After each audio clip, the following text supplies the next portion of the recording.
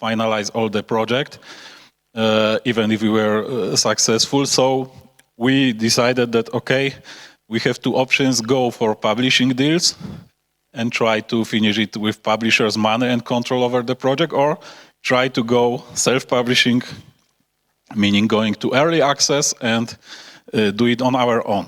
And because we somehow felt that this game is, again, not really suitable for publisher, because it was a kind of indie game in heart. It was complicated. It was not concept which was easily marketable. Then we decided that we'd rather do it on our own, and this is why we gone for early access instead of signing some publishing deal. And then a full PC version was released in 2001, and first console version for the old console was released in 2021. And this year we had also the next-gen console release. What was very important for us since the very beginning, and you could expect that I will start with the production, but to be honest, the obsession behind making this project successful, whatever that means, was that we knew how to make good game. Like, we had skilled designers, we had skilled programmers, we had skilled artists, and so on. We had good pipelines for technology, but we were not proven that we can sell the game. So since the very beginning of the project, we were doing simultaneous efforts connecting marketing and connecting production to make it successful, knowing that maybe there will be never a publisher who will do marketing, and knowing that even if there was publisher like Forget Even, it may not give us a success with a kind of unusual indie game. So we decided that all that matters for us is our community. We simply need to build as big community as possible, and assuming the development of the game is supposed to take 3 years, ultimately it took 4 years, but still we knew that we need to use these 3 years to build as big community and as strong community as possible, and that will be our main focus of delivering this game to players without any external support. So we started several social channels, and we are thinking how to do something to gather community, not even promoting the game, because we started in 2017 when there was no game. We didn't have any in-game materials to show, and we didn't even know most of the design details, but we know this will be a game about Chernobyl, and because we have been using photogrammetry and we have been making trips to the Chernobyl zone, so me and several other people became photographers and filmmakers of the zone. We have been gathering countless photos and videos of the Chernobyl zone because we knew that it is some asset that can be attractive to community, not necessarily for the players, because we are simply building community about the people who are interested in post-apocalyptic scenarios, in Chernobyl zone, in urban exploring, in abandoned places, in beautiful photos, and so on and so on. So our marketing channel for the beginning of development and marketing was Instagram, and we were posting every day on Instagram for several years because we had enough photos. We have collected them during our trips in the zone. It was way to make a cheap marketing because on one trip to the zone, you can easily make like 1,000 nice photos in 3 days, and then you have assets for posting to social medias for like a year or two, depending on how much you want to reuse them. So we started from building the community around the people who may be interested in this subject in general.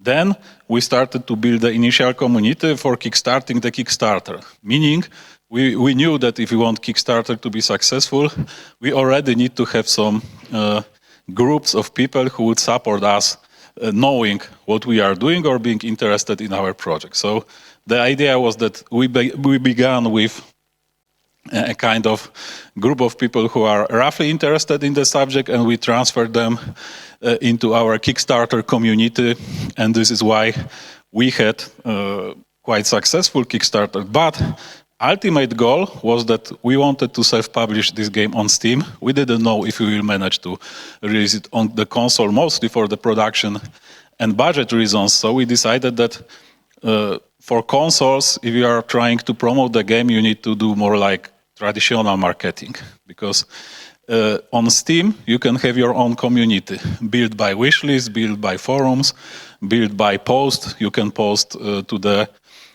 players all the time. So basically, our ultimate social or community platform was Steam.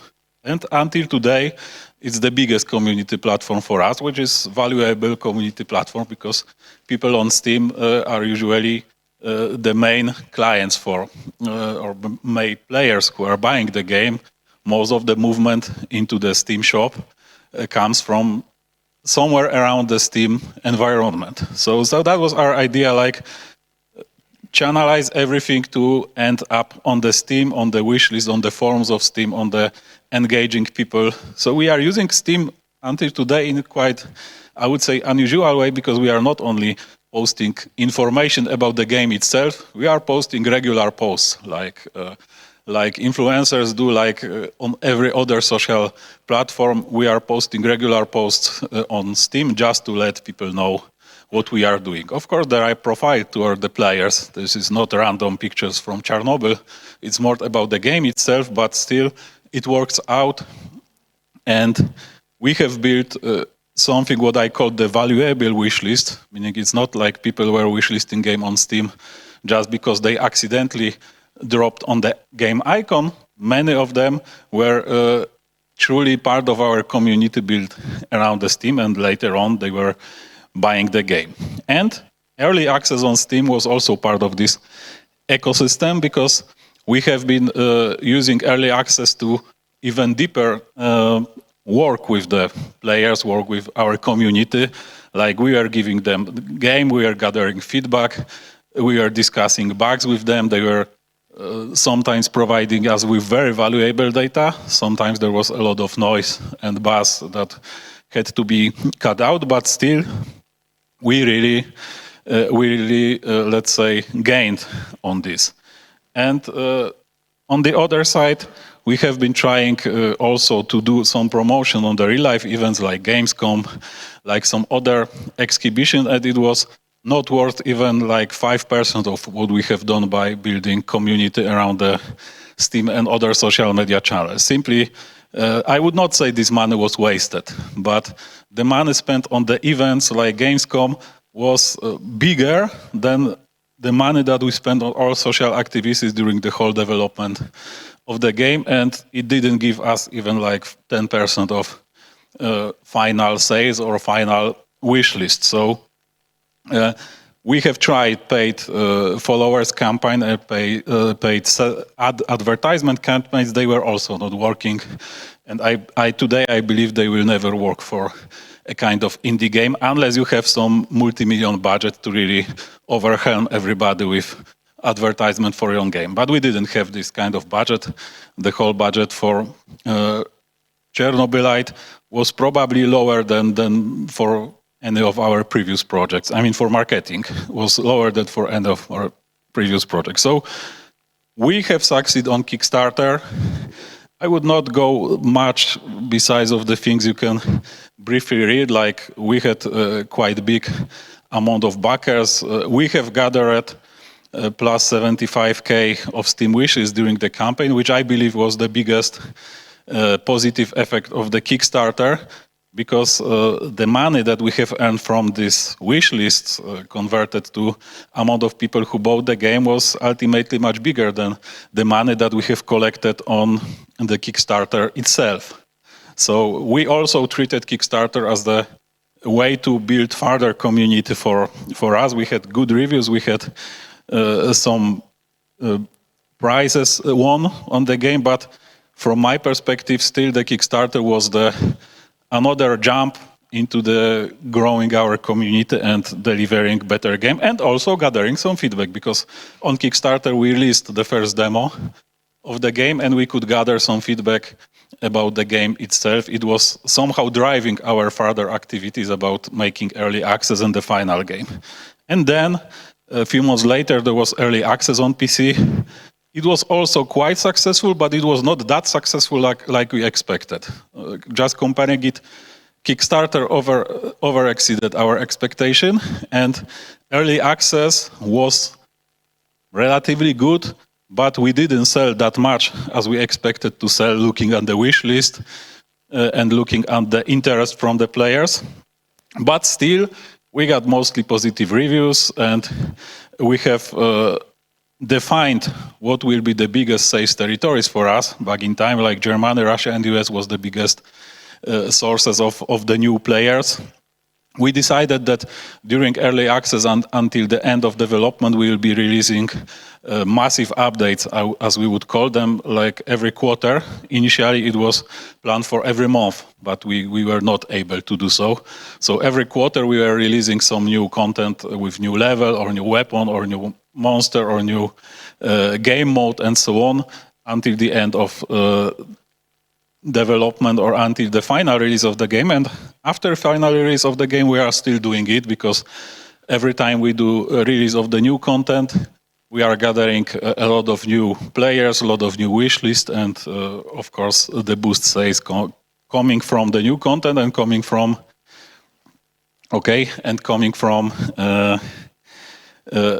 the interest that we are gathering. And we sold about 150,000 copies until the full release by July 2021. So unfortunately, that can be not very easy to read. It's just very short summary, because I don't have much time. We have been doing several surveys between the players. Sometimes they were less organized, sometimes they were more organized, to gather feedback. And during early access and even after early access, we have did several surveys. Like this is the survey done after, I guess, full release. We got 700 of people who are responding to what they like most in the game, what kind of players they are. So mostly we have gathered a community of people who are interested in games like Fallout, Metro, and Stalker, which was our initial goal. So during early access, we have profiled the game toward these people, and with their feedback, we have succeeded in targeting our final group, what was one of the best things coming from early access, I would say, besides of the problem that we said. People were playing this game a lot, and there were different groups of people who like different aspects of the game, but generally we have prized the story, atmosphere, and possibility to explore the beautiful Chernobyl zone in really good-looking environments. But we had production challenges, and this list is like top 10, but it's not like the order of these positions. It's really important for importance of these aspects. It's more like general list of the things that we had problems with. Like, first of all, entry point, lack of commercial success for our previous games. I already mentioned it. We had some problem because we had to redefine totally the design of the new game because the previous game was unsuccessful, and something what was supposed to be sequel to the previous game ultimately ended with being something totally different. I wrote something like instability of the team structure. It means that on the beginning of the development, because our previous game was not successful, we couldn't keep our team, let's say, in the organized group for the next project, because some of the people had to move to other projects in the company because we didn't have budget to keep that big team. As was for the previous project, some of the people left because they were, let's say, not very satisfied from the outcome of previous project. And because of point one, like we never had enough budget to really do whatever we want. We were not able to easily hire new people because some of the people, especially after lack of success of previous game, were not interested to work for us. And then we have switched to Unreal 4, which was a kind of challenge for us on the technological part, because we were fighting with many technical issues. Our previous 3 or 4 games was done on Unreal 3, so we knew Unreal 3 a lot, but Unreal 4 was something new for us, and it costed us a lot. Then we had to make a demo for Kickstarter, and we have been in early access, which means production hell, because at the same time we had to release the game. We have to support the game that is already released. We had to update the game with the new content, and on top of it, we had to keep production of the original game, which was very often, let's say, interfering with each other, because we couldn't focus on the new content because we had to support the old content and so on. And self-publishing and marketing activities, that were challenges, because back in time we never did in such a scale. We had to learn this during the development of Chernobylite and do a lot of trial and errors on this. Localization process was the pain in the ass, because normally you do localization at the end of the game or end of the development cycle when you have all the story written and all the design closed, but we had to do localization process in the middle of production because there were early access released, and it was not very good decision to release early access version in many languages, because then with each new update we had to deal a lot with the localization. So like we did localization process for the game several times just because of early access, because with each new update we had to go through this painful process of localizing and bug fixing the text issues. And the same was about the QA and content updates. We didn't have QA entering the game at certain stage and then doing the thorough test through the alpha or beta version. We had to do the QA since the very early builds of the game, because first there was a demo, then there were early access updates, and every new update, every new part of the game required the QA. We had budget issues because simply we were tiny on budget with this project. I'm not complaining about this, but we had to deal with the fact that we were every time very aware of every spend on the project, because we simply didn't have external financial support, with exception of connection to R&D program. We have this gaming program incorporated to developing our technology of photogrammetry, and we have been using this as the part of the budget for the project, but it was also not enough to do everything we did. And photogrammetry itself and trips to the zone were also a kind of challenge, because it was unusual for many of the people in the team to work in the field or to work on the photogrammetry materials. I was doing many lectures on this before, so right now I just say that this is not typical, so this is not what people are used to, so this is not what you can treat as the no challenge things. But we also had some achievements, of course. So first of all, we had reached quite high quality and production values, like by user scores, but Metacritic scores, it was higher than any of the games that we did before. And we have somehow smoothly gone through the massive design transformation, like transforming something what was supposed to the combination of detective walking sim mixed with action into something which is combination of RPG with survival horror was not easy, but ultimately we have done this, and I believe we can be happy about this. We have gathered good sales and big community, so this is obviously like a good point, but important is also that we have been increasing the sales and community also during the early access, and even today we have still quite good numbers of what is going on around the project. We have built the original IP and perspective for the future, like our next game can be much more closer to Chernobylite than Chernobylite was close to our previous game. We have kept independence, like today this part of team who is working with me and who was working on Chernobylite, we don't have any publishers and we don't have any investor related issues with planning the next project, at least at this moment, because of course it may change in the future, but today we are kept quite independent because of what we have done in the past. Also, we have quite well used the photogrammetry pipeline that we have been trying to build for many years, because it started with Get Even, and even before, from 2013, we have been trying to excessively use photogrammetry. But I could say that Chernobylite was the first project that use this photogrammetry in the full glory, and when we fully learned how to get a lot out of this. And we have a lot of materials for future project expansion because we have both gathered a lot of photogrammetry data for making new projects and also assets, also pipelines that we have created for Chernobylite can be used in even different projects in the future. We did 5 platform release, what was the also score record for our company so far. And we have been almost keeping the time and budget. Like we exceeded this by, I would say, 20-25%, which was still a big success because, for instance, GetEven. Okay, so just 1 minute and we are ending. GetEven was exceeding the budget and timeline for 50% or even more. So for the fails, I will leave you with the list. I don't need to comment this because this is just for sake of this. I mean, it was supposed to be important part, but we need to finish. So let's say that this point speaks for itself, except the last one, believing in Russians.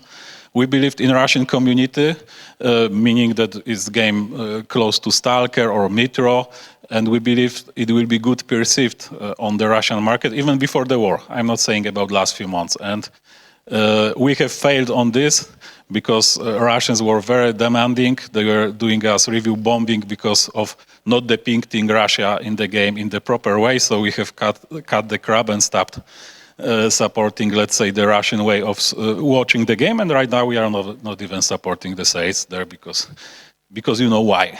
So that would be it. I could talk very long about the fails, but I don't have time. So if you have any specific questions regarding this project, we can just jump out of this hall, let the other guys in, and we can talk about any subjects that may seem interesting for you. So thank you very much and happy to be here.